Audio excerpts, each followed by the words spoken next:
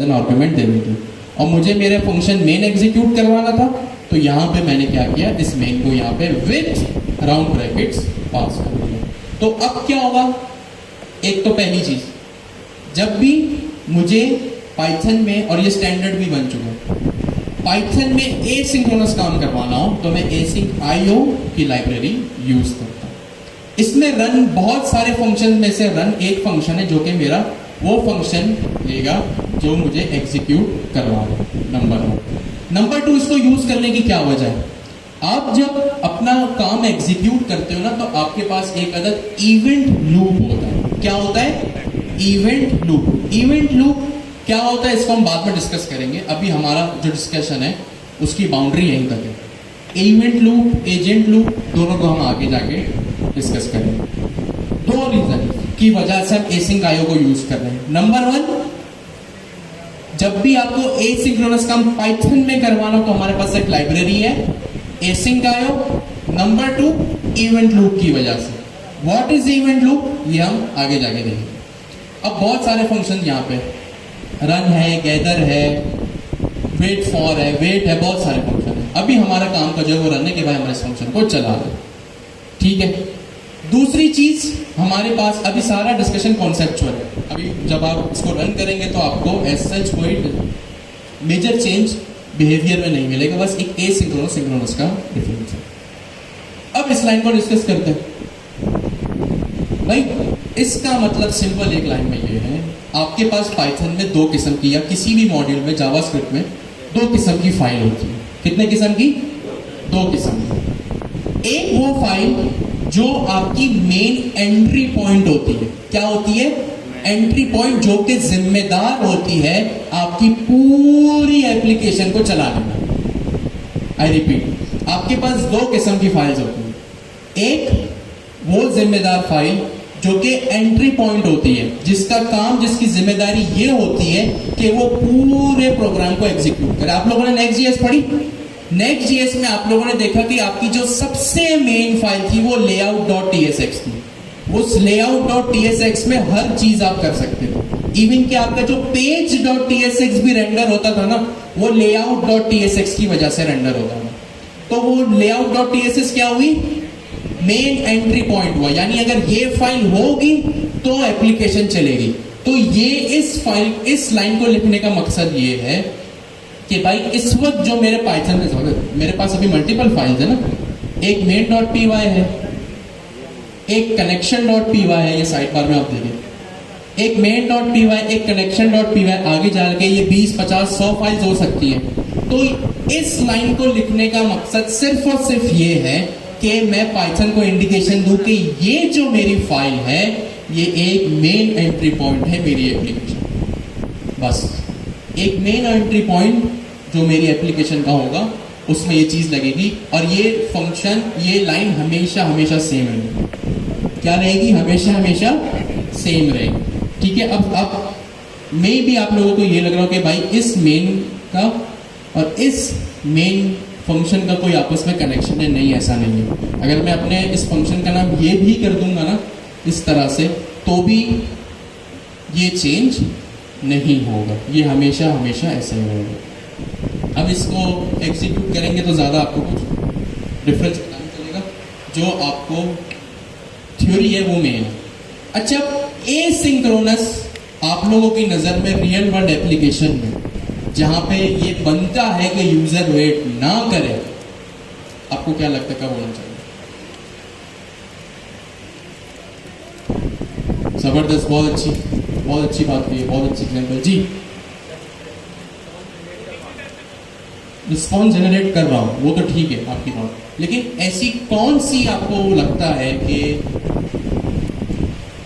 आपने बात तो ठीक की, लेकिन इसको थोड़ा और रिफाइन करेंगे कि ऐसी कौन सी आपकी रिक्वायरमेंट है कि आप चाहते हैं कि आपकी एग्जीक्यूशन ब्लॉक ना हो? पहले तो आप चाह रहे थे कि एग्जीक्यूशन ब्लॉक हो, लाजमी है। अब आप चाह रहे हैं ना हो, वाई, क्यों, कब, कैसे? ठीक है, अच्छी एग्जांपल। उन्होंने जो एग्जांपल दी उसको आपने रिफाइन कर लिया, ठीक है, दोनों का सेम इनपुट। आपने भी सेम बात की कि भाई यूट्यूब जब आप चलाते हैं तो you don't want anything to be blocked. ठीक है, और इसी से मिलती जुलती कोई एग्जांपल दे सकता है सोशल मीडिया या ई कॉमर्स एप्लीकेशन? सॉरी, थोड़ा जोर से।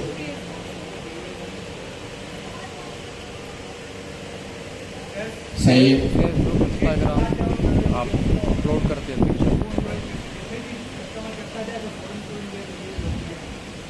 ठीक है,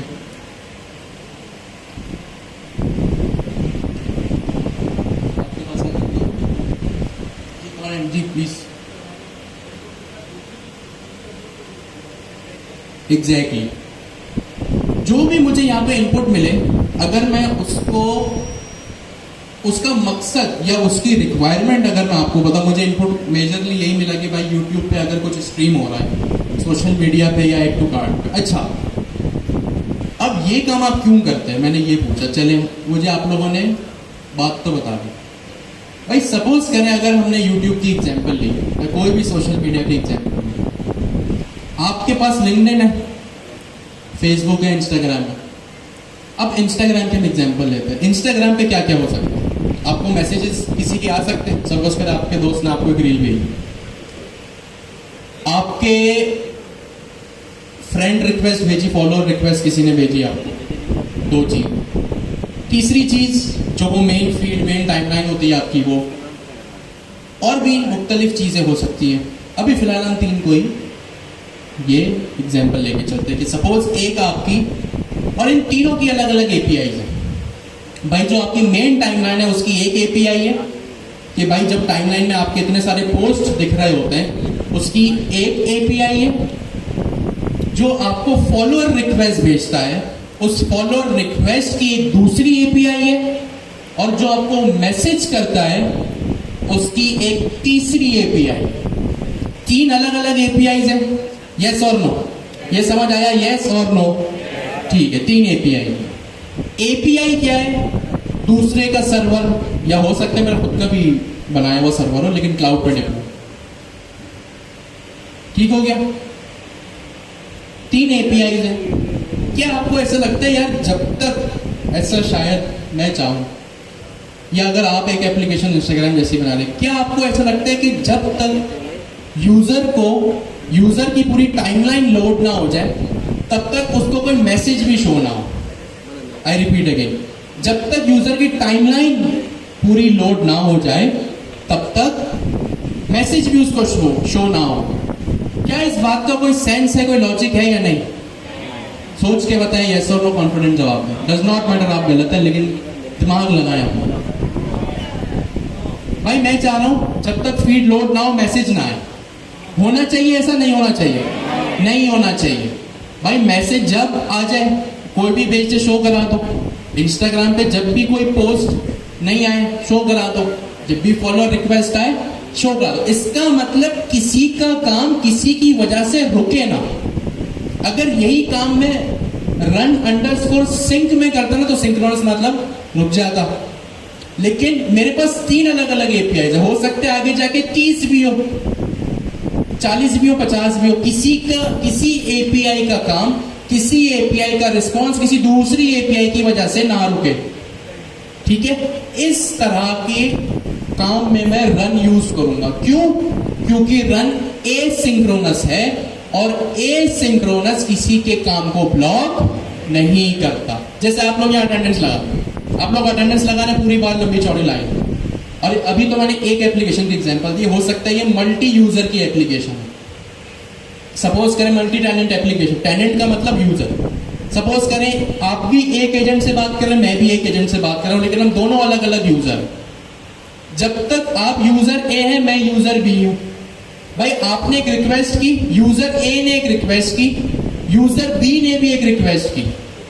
अब हो सकता है कि अगर आपने रन अंडरस्कोर सिंक यूज किया है, तो जब तक यूजर ए का रिस्पॉन्स ना आए, यूजर बी लाइन में खड़ा रहे। जैसे आप यहाँ अटेंडेंस लगाते हैं, सपोज करें आप जो कार्ड है ना आपका, वो आप लोग अटेंडेंस लगा रहे हैं, ये पूरा एक प्रोसेस है। ठीक है, सपोज करें आप अटेंडेंस लगाई जा रहे हैं। कोई एक स्टूडेंट ऐसा है जिसके पास कार्ड ही नहीं है। अब वो अपना कार्ड अपने बैग में ढूंढ रहा है, वॉलेट में ढूंढ रहा है, पॉकेट में ढूंढ रहा है। अब उससे क्या होगा कि जब तक उसकी अटेंडेंस नहीं लगेगी ना, पीछे सब गर्मी में परेशान होंगे लाइन लगा के। तो इसका मतलब क्या है कि भाई इसकी एक की वजह से एग्जीक्यूशन ब्लॉक हो गई, तो ये तो गलत बात है। ठीक है, ऐसा तो नहीं होना चाहिए। अगर कोई ऐसा मसला है कि एक को अगर अपना कार्ड फाइंड आउट करने में देर लग रही है, call back Q call stack होता है, वो एक अलग चीज। ठीक है, तो ये एक हमारे पास चीज हो सकती है रन यूज करने की। अभी आपको यूज करना है, सेंस करना है कि कब आप सिंक्रोनस यूज करो, कब आप एसिंक्रोनस यूज करो। आप चाहते हैं कि जब तक वेरिफिकेशन पूरी ना हो जाए, बैंकिंग एप्लीकेशन है, जब तक पेमेंट प्रोसेस हुई, कंफर्मेशन मैसेज आया, पैसे ना कटे, ठीक है, आपने मुझे पैसे ट्रांसफर किए, तो जाहिर सी बात है आपके अकाउंट से जब तक डिडक्शन नहीं होगी, प्रोसेस आगे नहीं जा रहा, थैंक यू का मैसेज नहीं आना चाहिए, और वो मजीद कॉम्प्लेक्सिटी हो सकती है। तो ये आपके पास रन का इतना सिंपल सा सिंटेक्स है, और आप मेजरली रन को ही यूज करेंगे या मेजरली स्ट्रीमिंग को ही यूज करेंगे। अभी स्ट्रीमिंग हम देखते क्या होगा। अब आप स्ट्रीमिंग एग्जीक्यूट ना करें इसको, उसका कोई फर्क नहीं पड़ेगा। इसको हो सकता है आपको एग्जीक्यूट करना है, तो आप ये ओपन करके यहाँ पे चलो। मेन काम अभी हम रन स्ट्रीमिंग का।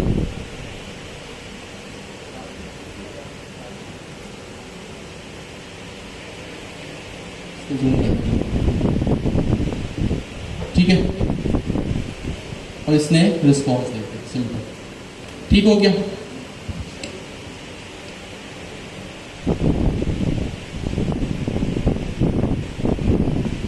स्ट्रीमिंग समझाऊंगा भाई।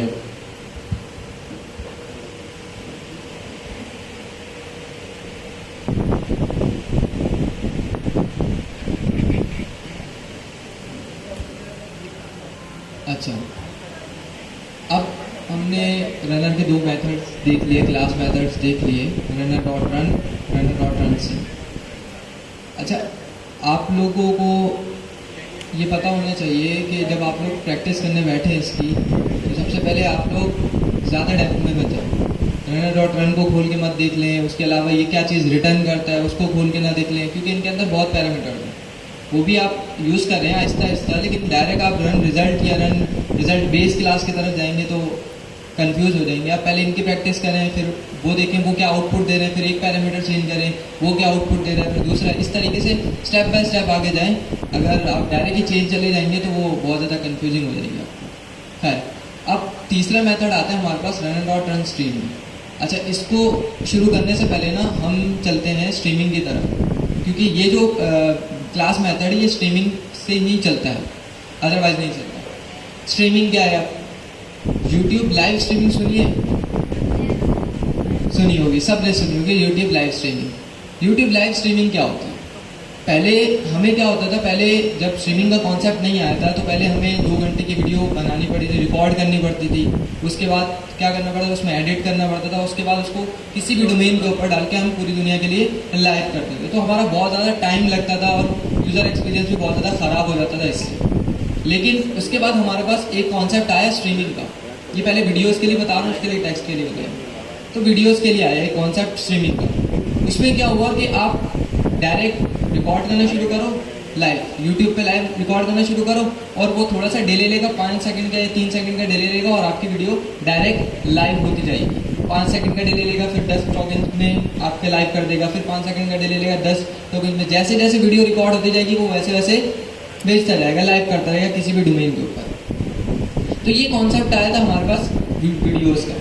तो उसके बाद हमारे पास एक कॉन्सेप्ट आया कि यार हम जो वेबसाइट बनाते हैं या कोई भी बॉट बना लें, चैट बॉट वगैरह बना लें हम, उसके अंदर अगर हम रनर डॉट रन स्ट्रीम ना यूज़ करें तो उसका बता रहा हूँ, यूज़ करेंगे तो उसका बताऊँगा अभी थोड़ी देर में। अच्छा, अगर हमने रनर डॉट रन और रनर डॉट रन सिंक का यूज़ करके हम कोई चैट बॉट बनाते हैं तो उसके अंदर क्या होता है कि मैं जब उससे सवाल करता हूँ तो वो थोड़ा सा वेट लेता है, थोड़ा सा वेट लेगा और एकदम से सारा जो भी रिस्पॉन्स आया होगा वो रिस्पॉन्स एकदम से शो करा देगा। तो इसमें क्या होता है, अभी तो चलो हम छोटा सा कॉन्सेप्ट ले रहे हैं, छोटा सा सवाल कर रहे हैं, तो वो ज़्यादा टाइम नहीं लेता है, 1-2 सेकंड ले लेता है। लेकिन कोई यूज़र आता है वो बहुत बड़ा सवाल कर लेता है, तो उसका आउटपुट भी बहुत बड़ा होगा, तो वो क्या 10 सेकंड 15 सेकंड खड़ा होकर वेट करता रहेगा। ये तो बहुत ज़्यादा ख़राब या बैड इंप्रेशन पड़ेगा यूज़र एक्सपीरियंस के ऊपर। तो वो क्या करेगा, वो छोड़ के चला जाएगा। तो ये नुकसान होगा आप लोगों का हमारा। कि हमारी वेबसाइट या हमारा कोई भी बॉर्ड वगैरह सही से एक्सपीरियंस ही नहीं दे रहा, कोई खरीदेगा ही नहीं उसको। तो यहाँ पे फिर हमारे पास एक कॉन्सेप्ट आता है स्ट्रीमिंग का। वो स्ट्रीमिंग का कॉन्सेप्ट क्यों आता है? वो इसलिए आता है कि देखिए जैसे ही हम स्ट्रीमिंग का कॉन्सेप्ट पढ़ते हैं ना, तो स्ट्रीमिंग के कॉन्सेप्ट के अंदर जैसे हम चैट जीपीटी पे जाते हैं, तो चैट जीपीटी से हम कोई भी सवाल करते हैं, तो वो जब रिस्पॉन्स देता है तो हमें ऐसा लगता है कि कोई बंदा लिख रहा है। जैसे डेटा आया वो शो कराता गया, थोड़ा थोड़ा चंक्स की फॉर्म के अंदर थोड़ा थोड़ा डेटा वो क्या करता है, शो करवाता जाता है। ऐसा लगता है हमें रियल वर्ल्ड में ऐसा लगता है कि कोई लिख रहा है या कोई धक्का मार के आगे पेस्ट कर रहा है कि जल्दी जल्दी चले जाओ। इससे क्या होता है कि जैसे ही हमारे बॉट ने पहले हेडिंग दी, तो यूजर क्या होगा, वो हेडिंग पढ़ना शुरू करेगा, जब तक हमारा जो बॉट होगा वो सारी चीजें प्रिंट करवा देगा। तो इससे क्या हुआ कि यूजर एक्सपीरियंस हमारा बच गया। जो हमें पहले टाइम लग रहा था कि 15 सेकंड हमारा जितना भी बड़ा रिस्पॉन्स हो, तो हमारा जो यूजर होगा वो खड़ा होकर बस वेट करता रहा कि देखे जैसे पूरा रिस्पॉन्स आया तो उसके बाद वो दे। लेकिन स्ट्रीमिंग के अंदर ये हुआ कि वो क्या कर रहा है, वो देखता रहा थोड़ा थोड़ा, जैसे उसने ऊपर वाली लाइन देना शुरू की, जब तक वो पूरा सारा कोड एग्जीक्यूट करके हमें शो करवा देगा। तो ये असल में कॉन्सेप्ट होता है स्ट्रीमिंग का, जो कि जैसे ही हमारे पास आता है वो चंक्स की फॉर्म के अंदर थोड़ा थोड़ा डेटा शो करवाता रहता है, जब तक पीछे से रिलोड होता है वो आगे शो करवा देता है, फिर रिलोड होता है फिर वो शो करवाता रहता है स्टेप बाय स्टेप चंक्स की फॉर्म के अंदर। जबरदस्त। ईच एंड एवरीथिंग जो है वो अपनी इन्होंने रन स्ट्रीमिंग के बारे में एक्सप्लेन किया। अब आप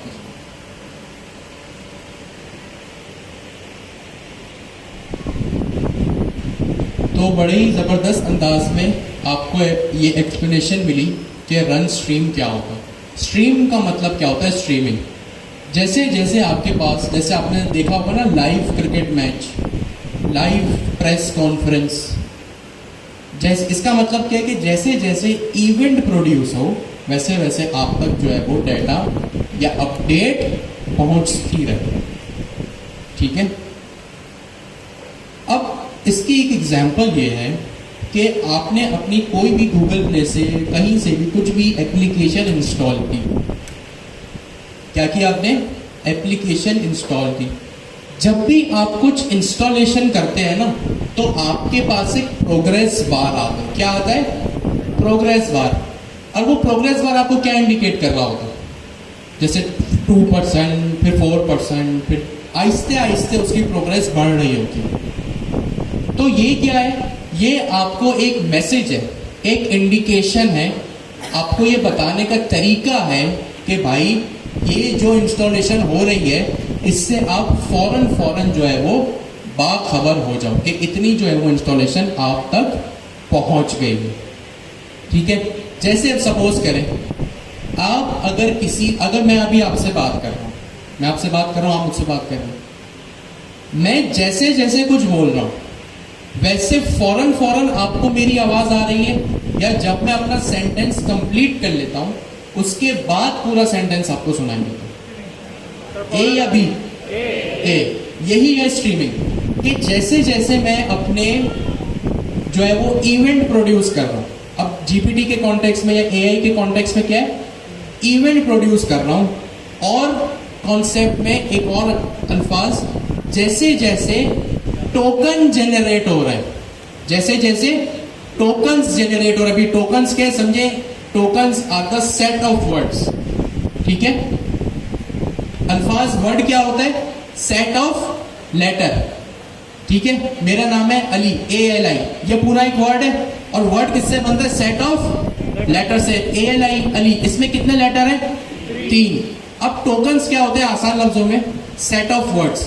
जैसे जैसे टोकन्स प्रोड्यूस हो रहे हैं आप तक जो है वो डाटा पहुंचता चला जाए। तो लाइव जैसे जैसे आपके पास, अब जीपीटी इसमें कहाँ आएगा? अब आपने आज तक जितना भी रिस्पॉन्स देखा, रन सिंग को यूज करते हैं, हो सकता है आप लोगों ने पहले ही रन यूज कर लिया हो। अचानक से जैसे आपके पास जब AI, जैसे आपका LLM जब रिस्पॉन्स पूरा जनरेट करता था ना, आपके टर्मिनल में एक से झटके से रिस्पॉन्स आता, एकदम बिल्कुल तेजी से। ये स्ट्रीमिंग है या नहीं है? यस और नो? नो, ये स्ट्रीमिंग नहीं है। क्यों? क्योंकि एक दफा उसने रिस्पॉन्स जनरेट कर लिया, फिर आप तक पहुंचता है। सपोज करें आपके घर में खाना बन रहा है, अब खाना बनेगा फिर टेबल पे आएगा, ये स्ट्रीमिंग है या स्ट्रीमिंग नहीं है? नहीं, आप होटल में गए, खाने का वेट कर रहे हैं, ये स्ट्रीमिंग नहीं है।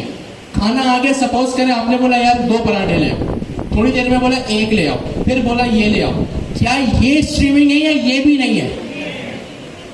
ये क्यों नहीं है? जैसे जैसे आप बोलते जा रहे वो आ जा रहे। भाई स्ट्रीमिंग का मतलब ये है आप जैसे रिक्वेस्ट भेजे चंक्स में डाटा आपके पास आता है। हो सकता है ये, ठीक है। तो स्ट्रीमिंग का क्या मतलब होता है? जैसे टोकन्स प्रोड्यूस हो आपके पास डाटा पहुंचता है डेल्टा की क्लास में।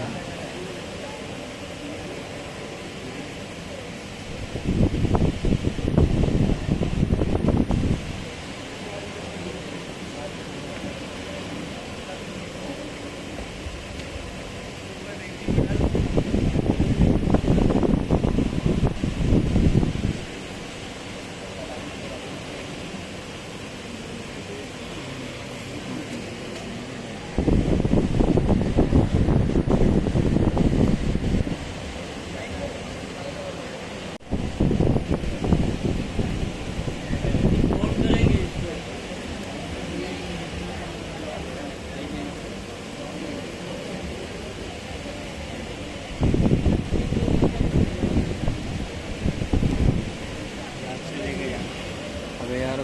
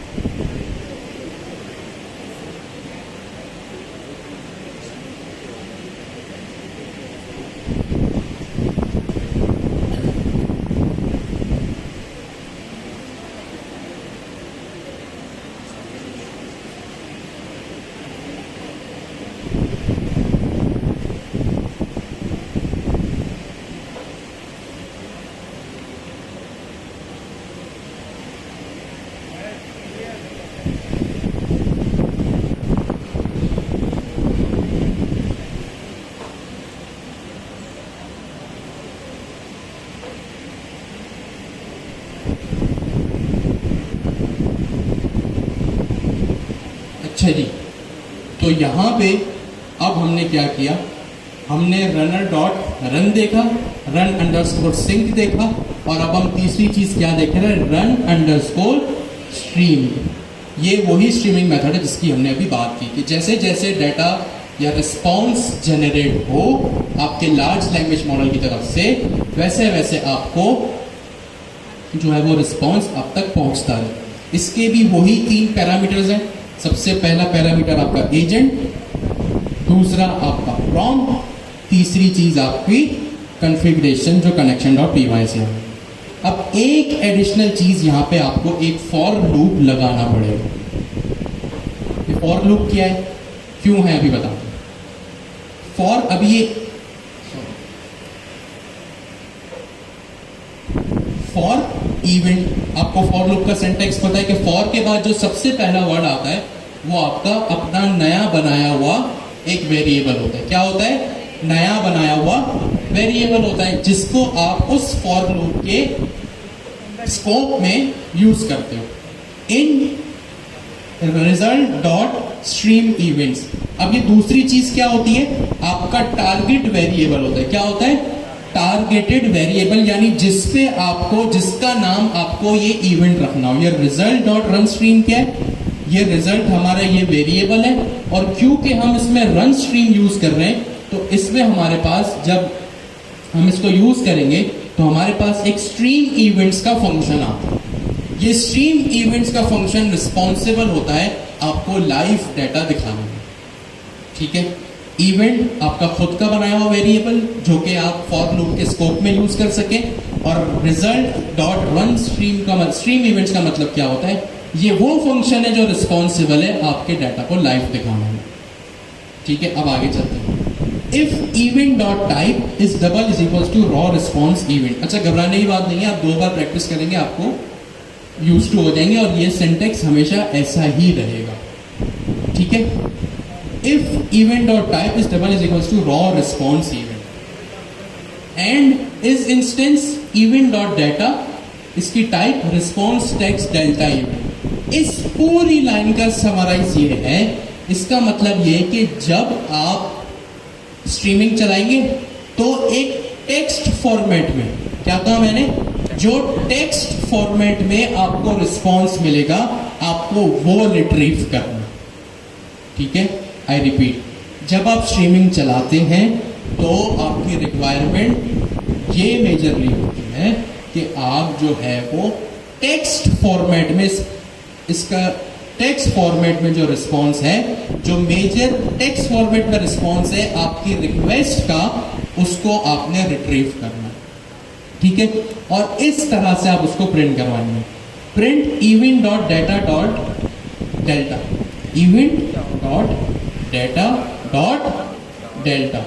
इसका मतलब ये है, अब देखिए अगर आपकी प्रोग्रामिंग स्ट्रांग है ना, अगर आपने पिछला हर चीज पढ़ा तो आपको पता है कि आप यहाँ पे event dot data dot delta को यूज कर रहे हैं। इसका मतलब ये है, आपने जो यहाँ पे इवेंट नाम का एक वेरिएबल बनाया, इसमें बहुत सारे ऑब्जेक्ट्स हो सकते हैं या ऑब्जेक्ट की कीज हो सकती हैं, ठीक है। नंबर 1, बहुत सारी ऑब्जेक्ट की कीज हो सकती है जिसमें से एक अदद की है इवेंट डॉट टाइप। अब आपने ये चीज देखी है ना कि जब भी क्लास में हमें कोई वेरिएबल यूज करना हो तो इवेंट डॉट करके हम उसको यूज करते हैं।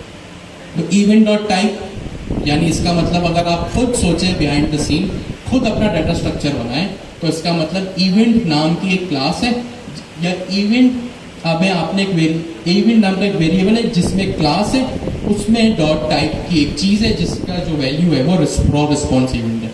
जब आप इसको कंसोल करके देखेंगे ना टर्मिनल में, तो आपको ये सारी चीजें मिलेंगी। जब इवेंट डॉट टाइप देखेंगे तो आपको रॉ रिस्पॉन्स इवेंट मिलेगा। मैं काम करता हूँ, मीनवाइल इसको बैकग्राउंड में चला दूंगा, ठीक है। अब मैंने यह क्या किया, प्रिंट, अभी मैंने इसको चलाया नहीं है, पहले हम इसका बिहेवियर देखेंगे। प्रिंट इवेंट डॉट डाटा, जैसे आपके पास इवेंट डॉट टाइप था, आपके पास इवेंट डॉट डाटा भी होगा। अब जब आपने इवेंट डॉट डाटा देखा तो अब आपने देखा इसके बाद एक और डॉट है, इसका मतलब उसमें डेल्टा नाम की प्रॉपर्टी है, यानी आपको जो रिस्पॉन्स मिलेगा वो यहां से मिलेगा, event dot data dot delta. यानी आपका जो टेक्स्ट रिस्पॉन्स आएगा वो कहां से आएगा, event dot data dot delta से आएगा। अब एंड का मतलब, end is equals to empty string. इसका मतलब ये कि भाई फौरन कोई लाइन ब्रेक नहीं होनी चाहिए। फ्लश ट्रू का मतलब ये जैसे जैसे रिस्पॉन्स आए वैसे वैसे मेरे पास इसको शो करवा दो। अब ये स्ट्रीमिंग है, क्या है स्ट्रीमिंग का क्या मतलब देखा हमने, फौरन से जैसे जैसे रिस्पॉन्स जनरेट हो वैसे वैसे आपके पास रिस्पॉन्स आता रहे। मैंने यहाँ पे लिखा generate 5 paragraphs related to problems of Pakistan. अब पहले आपने अगर रन सिंक और रन यूज किया हो तो आपने ये चीज नोट की थी कि जब आप टर्मिनल पे आते तो एकदम से जब रिस्पॉन्स पूरा आ जाता था उसके बाद आपको टर्मिनल पे आपके मतलब की चीज दिखती थी एकदम झटके से। अब आप गौर कीजिएगा कि रिस्पॉन्स किस तरह आता है। ये आपका टर्मिनल, थोड़ा सा इसको जूम आउट करता हूँ, मैंने लिखा रन मेन डॉट, बाकी चीजें सही है, सही है, फंक्शन कॉल वगैरह हो रहा है। देखिए ये भी क्योंकि एक एसिंक्रोनस चीज है तो ये भी हमने एसिंक आईओ में ही रखा हुआ है, ठीक है। अब इसको चलाते हैं। मैंने क्या लिखा, generate 5 paragraph related to problems of Pakistan. अब मैंने यहाँ पे इसको जेनरेट किया।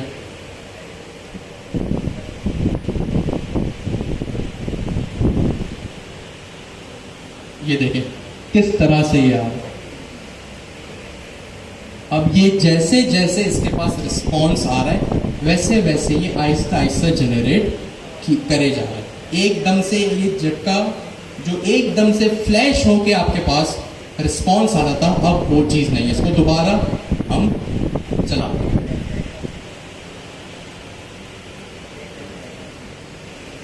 ये देखिए जैसे जैसे इसने रिस्पॉन्स जनरेट किया वैसे वैसे आप तक जो है वो आपके मतलब की चीज़ पहुंचती है। तो ये था आपके पास रनर का कॉन्सेप्ट। हमने 3 चीज़ें देखी। Runner dot run underscore sync, जो सिंक्रोनस होता है। जब आपको किसी चीज़ की एग्जीक्यूशन ब्लॉक करनी हो, आप चाहें कि भाई नहीं पहले ये काम पूरा होगा फिर ही दूसरा काम होगा, तो आप रन अंडरस्कोर सिंक यूज करें। दूसरी चीज़ हमने देखी रन, जो कि एसिंक्रोनस होता है। अगर आपने, और हमने ये एग्जांपल देखी कि अगर आपको किसी की एग्जीक्यूशन ब्लॉक ना करनी हो, अगर मल्टीपल एपीआई सेम जगह पे अपना काम कर रही हैं, तो आप रन यूज करें ताकि किसी की वजह से किसी की एग्जीक्यूशन ब्लॉक ना हो। अगर आपने इस प्रोसेस में रन सिंक यूज किया जो कि सिंक्रोनस होता है, तो जब तक पहली एपीआई का रिस्पॉन्स नहीं आ जाएगा दूसरे की बारी नहीं आएगी। फिर आपने देखा स्ट्रीमिंग, जैसे जैसे रिक्वेस्ट का रिस्पॉन्स आपके पास जनरेट होता है एलएलएम के पास, आप तक उसके यूजर तक ये चीज़ पहुंचती रहती है, यानी लाइव डेटा स्ट्रीमिंग। मैं आपसे बात कर रहा हूँ, जो अल्फाज बोल रहा हूँ फौरन आप तक पहुंच रहा है। मैं अपने अल्फाज खत्म करके जो है वो आप तक अपना काम, अपनी बात खत्म कर दूँ, फिर एक साथ चीज़ आप तक नहीं पहुंच रही। ठीक है, तो ये 3 चीज़ें थी हमारे पास रनर मेथड। 3:21 हो रहा है, आप 10 मिनट का ब्रेक करें, फिर हम अपना दूसरा टॉपिक शुरू करें। थैंक यू उमर भाई, थैंक यू सो मच।